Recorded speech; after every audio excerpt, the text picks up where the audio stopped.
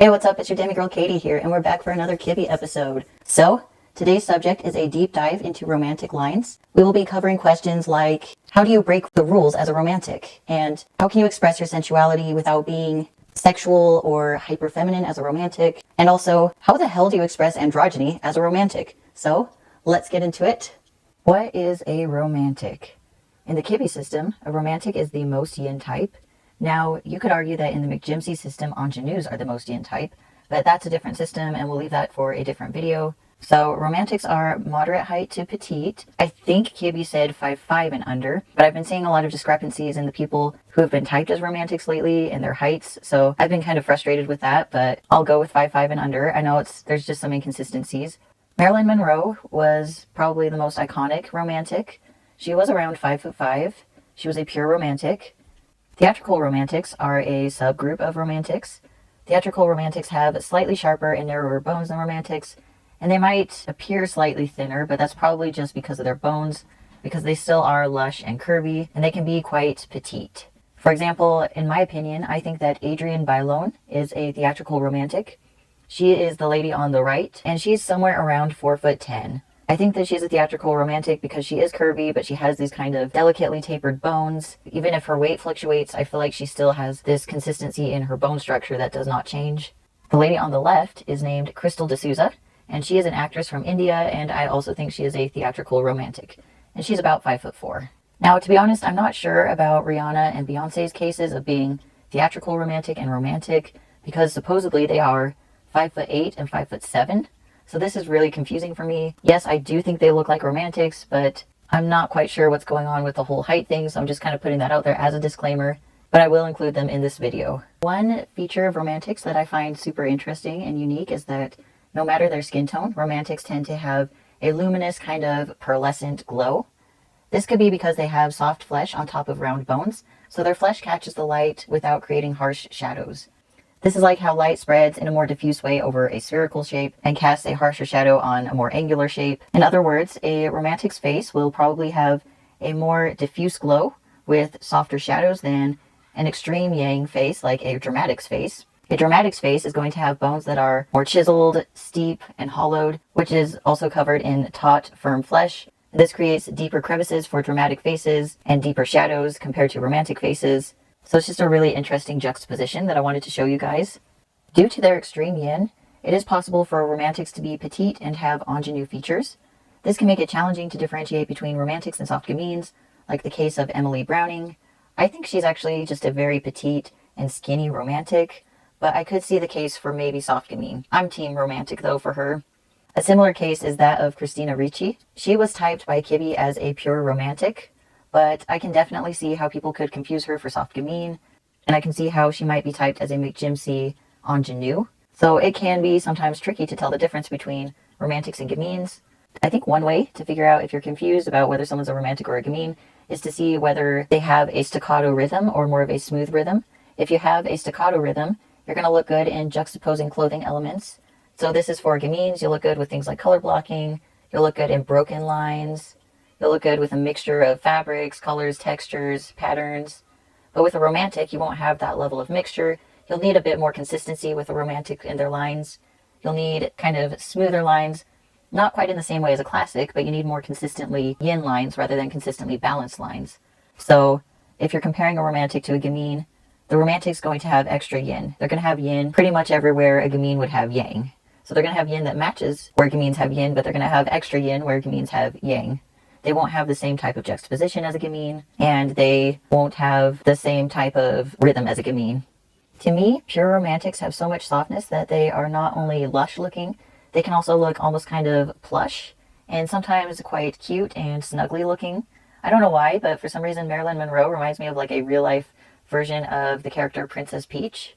Maybe she's a romantic too, I don't know. But romantics can be cute, like gamines, which can also add to the confusion, but I feel like the cuteness is still a bit more stereotypically mature than gamines, although some romantics can also look quite young, like some gamines can look quite young. Anyway, because romantics are the most yin Kibbe type, they can wear extremely yin clothing recommendations like lightweight fitted fabrics, waist definition, small and ornate and intricate detailing, silky fabrics, sparkly fabrics, lace and mesh, floral or watercolor prints, and small gathers and small drapes that hug the curves. I also think that romantics can pull off low contrast, flesh tone looks, and they can kind of look like painted dolls. It's a little bit different than gamines, though, in the way that they're dollish. I feel like romantics are more like porcelain dolls. Not necessarily talking about their skin tone, but kind of their China doll features that are delicately luminous. So all of these factors can lead to the stereotype that romantics need to dress very old-fashioned or wear very frilly or feminine clothes. Does this mean that romantic lines are outdated? I think a little bit yes and a little bit no. Yes, in the sense that many romantic looks harken back to other decades and even other centuries, and romantics look very beautiful in vintage and antique clothing. However, just because romantic lines aren't a super mainstream trend right now doesn't mean they won't come back in style, and it doesn't mean that romantics can't look stylish or trendy. I think that some romantic lines can look a little bit dated, but some romantic lines are very fresh and very current, and I think that vintage is always in style. Now, personally, I think that traditional or stereotypical romantic lines look gorgeous on romantics, but I can see how that can also feel very limiting. Like, what if a romantic wants to express androgyny? Or what if they want to express their sensuality in a different way? Or maybe they just want to break the rules and expand their style. I think romantics face many challenges when it comes to breaking the kibbe rules due to their pronounced softness and roundness, and also their potential smallness, because their shape often requires curve accommodation, and it might even require ornate detailing in order to have proportional definition. Romantics also need sometimes reflective surfaces to kind of offset the visual weight of items, because they can be bogged down by visual weight as such a yin type. Sometimes for romantics, minimalism or stiffly defined details can look or feel too clinical or severe or stuffy for them, and this is different from classics and gamines. Romantics need a little bit more room to breathe, a little bit more softness, but they also can struggle with overly relaxed lines as well. Like soft gamines, romantics can lose proportional definition in bulky, oversized, or relaxed clothes. They need fittedness to define their frames in a similar way to gamines, but minus the brokenness of the lines. So is there a trick to breaking kibbe's rules as a romantic?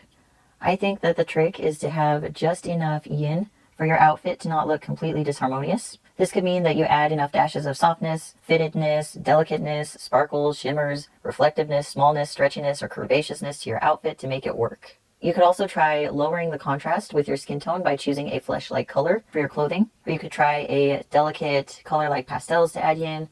Although this doesn't work as well if you have naturally intense contrast, this might wash you out. So it's not always flattering for everyone, but you could try other techniques like wearing a silky material. You could wear delicate shoes or carry a small bag. You could add sparkly jewelry, or you could wear delicate pinstripes instead of chunky stripes. You could even wear polka dots as a yin version of geometrics.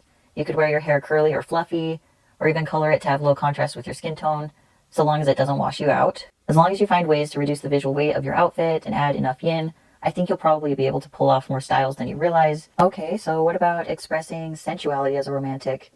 I think that romantics are often hyper-sexualized. Maybe it comes from stereotypes about like Marilyn Monroe, but that doesn't mean that you have to be super sexual or super feminine to express your sensuality as a romantic. I know that oftentimes romantic sensuality is very luxurious and ornate, and everything is just flowing together, and it's kind of almost ethereal or a little bit fairy tale, kind of dreamlike, as Kibbe says, that romantics are dream spinners. And I think that that's really cool. I think that romantics, along with soft dramatics, can pull off luxurious looking lines probably the easiest out of the Kibbe types. They do have this very luxe, lavish quality to them. They can wear glamorous clothes with a lot of ease. While all these things look fantastic on romantics, I also think that romantics can look equally sensual in a well-fitted t-shirt, a fitted black leather jacket with some sheen to it, and even a blazer. This picture of Marilyn Monroe is kind of unexpected for me. I was surprised when I saw this picture of Marilyn Monroe because it was so tomboyish for her, and it was kind of edgy for her. I know that blazers are tricky because romantics can be short and softly wide, and they can have delicately round shoulders, and sometimes romantics are a bit like boobalicious, for lack of a better term. So these traits can make it very difficult to fit into your traditional long, sharp, crisp, rectangular blazer. But I think that there are ways that romantics can make a blazer work and feel quite sensual at the same time. One way to accommodate your petiteness could be to roll or bunch your sleeves up. This can shorten the line and create small gathers around your arms, which can help with the sense of fittedness. You can also accommodate your waist and hips by looking for a peplum style blazer or peplum style shirts if you're looking at kind of office shirts. Bust darts are great for giving your chest some breathing room if you're trying to wear like business casual clothes. And princess seams are awesome because they work well for accommodating your curves on your entire torso. They have an S shape that goes along the chest, the waist, and the hips, making your clothing more three-dimensional and more curved. And it can look very beautiful on yin torsos to wear either bust darts or princess seams. I highly recommend it. I have some yin features to my torso, and it's really helped me find feminine clothes that fit well and clothes that I can actually button over my chest. If you're looking at blazers again, shoulder pads can add some fittedness and definition to your blazer. But if you go super extreme, you might feel like a linebacker or like you're stuck in the 1980s, which maybe that's intentional. I do love me some 80s shoulder pads sometimes, so I'm not going to judge. If you absolutely love a blazer, but it's way too tight for your chest, you could try wearing a chest binder. Binders are often used in the LGBTQIA+ community. They can temporarily flatten and reshape your chest to better fit kind of masculine or yang clothing. I personally own a binder for some of my more yang shirts. I think it's important to note that binders are not supposed to hurt or cut off your breathing. It's not like Disney's Mulan where she wraps her chest so tight it disappears into nothingness. You will have some chest, but it will be a bit more square-shaped if you're using a binder. I know that binders are definitely not going to be everyone's cup of tea, but if you're a romantic and you just, well, really, if you're any type and you have a larger chest than you're comfortable with and you can't fit into the clothes that you want to wear, if you like to wear flat-chested clothing, I would say you can check out a binder. So if romantics are almost pure yin, then how the hell does one go about expressing androgyny? Because I seriously doubt that every single romantic on the planet just happens to have a super feminine personality and a super feminine gender expression, so there's got to be some androgynous romantics out there. So what does this mean for romantic tomboys, queer people, and the drag kings of the world? Does this mean that they all just have to wear yin lines and they can never express masculinity or androgyny? I don't think so. I think that each romantic is going to be unique in how easily they can express androgyny or masculinity through their clothing. For example, I think that Kate Winslet does have some classic essence, and she has moderate height, which makes it easier for her to wear a suit and to wear medium-length lines. And also, as Ali Art said about this photo shoot, she might have lost weight, she might have had masculinizing makeup, the lighting could be used to make her look more yang. She also seems to be wearing shoulder pads, and her chest is potentially being flattened. It could be the camera angle, or maybe she's braless, or maybe she has a binder, but her chest has been made to look more yang. She also has some volume to her hair, despite it being short, and I think that helps make her face's round width look more chiseled. So that could be one way that romantics can wear a more masculine haircut without feeling that it's making their face super round. So next we have Beyonce, and it looks like she's not trying to flatten her chest, so that blazer might have some chest or waist definition on its own. Again, she might be wearing subtle shoulder pads, or the tailoring might just make her shoulders look sharper. What I find interesting about this look is that she has the top buttons of her shirt undone, and she's wearing a literal bow instead of a bow tie. I think this bow helps tie the look together, no pun intended, because it adds yin with its rounded and relaxed shapes and possibly silky fabric. I also like that her hair is curved, even though it's slick, so that adds some yin, and her hair is reflective like a silky fabric, which also adds some yin, despite her hair being so flat to her head. Next we have Ruth Negga, looking dapper in her suit. I like that she is wearing kind of cropped lines, with the jacket and vest being a little bit on the short side. I also like that the jacket is open to the vest against her bare skin, because it still defines some of her petite proportions, and the tiny buttons also reflect her smallness. I like that the pants have pleats around the pockets because it almost looks like gathers. I like that her lapels are shiny, so that adds some yin reflectiveness and takes away from some of the yang visual weight. The smallness of her hair matches her smallness, and even though it's flat, it has some curls, which gives it some yin. So yeah, I like her look. Then we have Emilia Clarke on the far right corner, and I mainly put this picture to show you that she chose consistently low contrast as a way to add yin to a very yang look for her. Her hair, her skin, and her clothes are almost the same color. She has shoulder pads, and I think she does look a little bit more yin than the other romantics, but I think this low contrast is working for her extreme yin in this case. I think it's helping to kind of soften the yang a little bit, because it is quite a bit of yang for her in particular. So I think that's an interesting idea. The idea of wearing a very pale suit or a very shiny suit, maybe even like a velvet suit, could work for a romantic, or a sparkly suit. So here are some more examples of Ruth Negga rocking a suit and tie. I think it's interesting that she has kind of a mixture of a Betty Boop vibe and a Charlie Chaplin vibe going on. I also like that she has the tuxedo with the top hat, and there's the tiny buttons. I think it's kind of Gamine-ish, which is also a trick for romantics who want to wear more yang lines. Gamine lines are a lot closer to romantic lines on the spectrum, especially compared to, say, dramatic or flamboyant natural lines. So romantics will have an easier time wearing gamine lines just because there's so much more overlap and it's going to look a bit more harmonious as you break the rules. I also have some examples of theatrical romantics wearing suits, and you can see how they work to varying degrees. I like Christina Aguilera's suit because it seems fitted and a little bit delicate, and I actually don't mind the completely slicked back hair. It's just a matter of opinion, but I actually like romantics in slick hair. I think it can look kind of sexy and kind of edgy. So what did you guys think?